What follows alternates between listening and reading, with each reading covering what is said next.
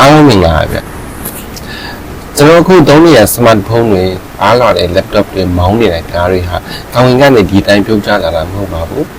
ဒီနေ့ chip super နည်းပညာတွေရဲ့နောက်ကမှအခန်းတစ်ခန်းစားတော့ကြီးမာတဲ့ computer တွေဟုတ်ကဲ့တခဲလောက်ကြီးတဲ့ဖုန်းတွေရှိခဲ့ပူပါတယ်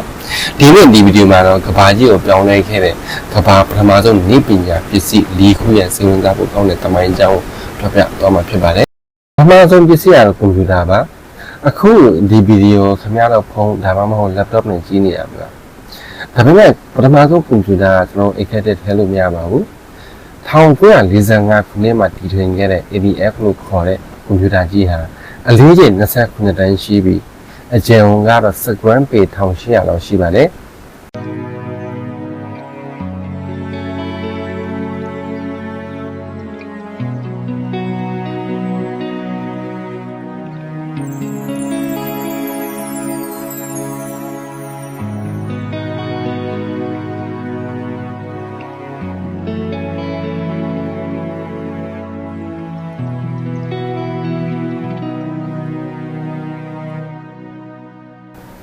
ဒီစက်ကိုဖွင့်လိုက်တဲ့နဲ့ပုံဝင်ကြံမျိုးတစ်မျိုးလုံးရဲ့လက်စီမြည်တွေတော့မေးသွားတတ်ပါတယ်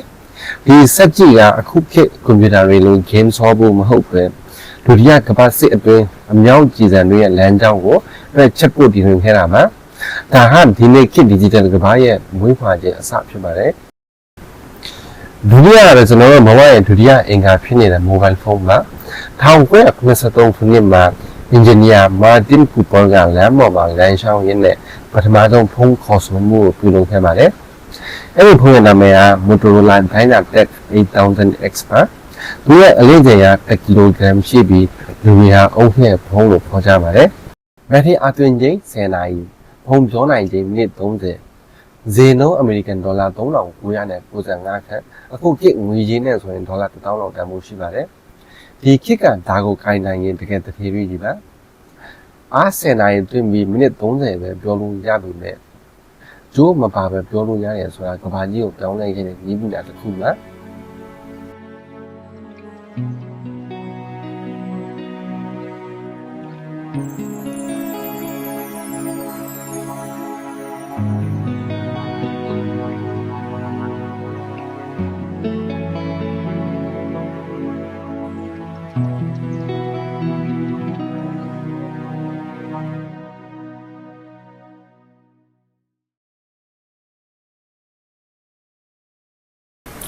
အခုခေတ်ကျွန်တော်တို့တွေဂျင်းဆောရင်လည်းဖြစ်ဖြစ်လန်ရှောင်းရင်လည်းဖြစ်ဖြစ်ဂျန်လီတက်ပြီးတစ်ချက်နားထောင်လေးရှိပါတယ်ဒီလိုလန်ရှောင်းရင်တစ်ချက်နားထောင်လေးယဉ်ကျေးမှုစာတင်ပေးကြတာတော့1959ခုနှစ်မှာထွက်ရှိခဲ့တဲ့ Sony Walkman TPS-L2 ပါအဲ့ဒီအချိန်မတိုင်ရတစ်ချက်နားထောင်ဖို့ဆိုရင်အင်္ဂါရေဒီယိုအကြီးကြီးတွေဒါမှမဟုတ်စဝိုင်းပြ audio set တွေရှိမှပဲထိုင်နားထောင်လို့ရတာပါWalkman ပေါ်လာမှတော့ချက်မျိုးကစက်ပြီးတဲ့ထည့်ပြီးမိမိသွားလေးရတင်သွားလို့ရတာပါ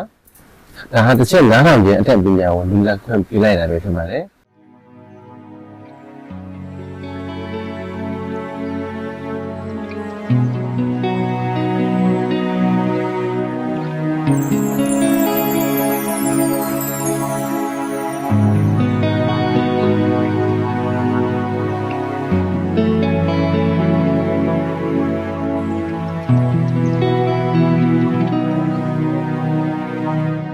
နောက်ဆုံးတစ်ခုကတော့ယောက်ျားလေးရဲ့အကြိုက်ဆုံးဖြစ်တဲ့မော်တော်ကား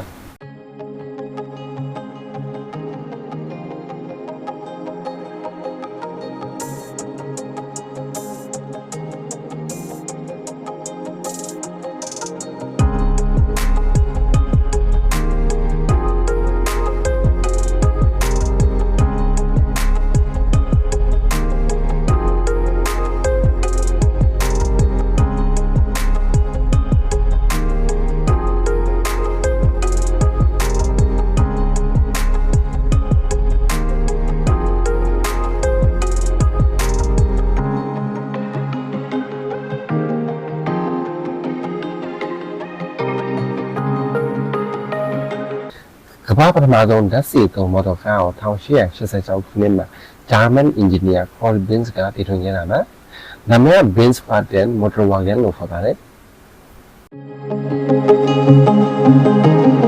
။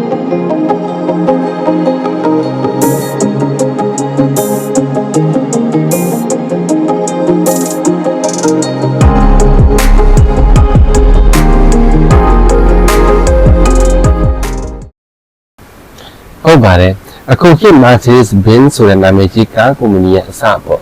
အဲဒီတော့ကားမှာဘိန်းသုံးမိနဲ့ပါပြီးမြင်လဲပုံစံမျိုးရှိပါတယ်မြင်းလိုနေရာမှာဆက်အင်ဂျင်ကိုအစားထိုးလိုက်တာပါ